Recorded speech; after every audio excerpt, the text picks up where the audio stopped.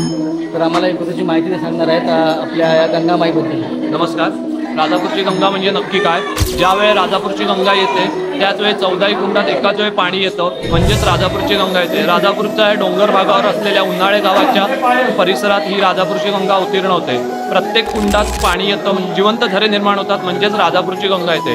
राजापूरच्या गंगेचं वैशिष्ट्य आहे की प्रत्येक कुंडाचं तापमान हे वेगवेगळं आहे, प्रत्येक कुंडाची पाण्याची पातळी वेगवेगळी आहे। एवढ्या जवळजवळ कुठचंही पाणी इंटरनल कनेक्ट नाही आहे। त्याचप्रमाणे एक मोठं काशीकुंड आहे, त्याच्यातून जो मधल्या भागातून पाणीचा फ्लो चालू होतो तो कंटिन्यू गोमुखाने वाहत असतो।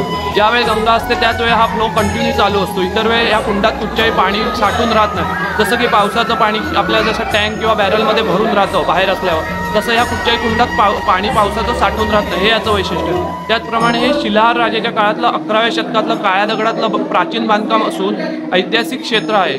तसंच या क्षेत्रावर शिवाजी महाराज ज्यावेळी राजापूरची वखार लुटीसाठी आले होते त्यावेळी स्नानासाठी आल्याचा देखील उल्लेख आहे।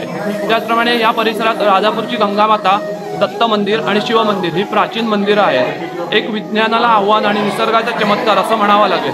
राजापूरच्या गंगेला एकदा भेट नक्की द्या। जर काही राजापूरच्या गंगेसंदर्भात माहिती हवी असेल तर माझ्याशी संपर्क करू शकता। माझा संपर्क क्रमांक आहे 81 49 222 870। केदार साने, गंगापुत्र, राजापूर। धन्यवाद।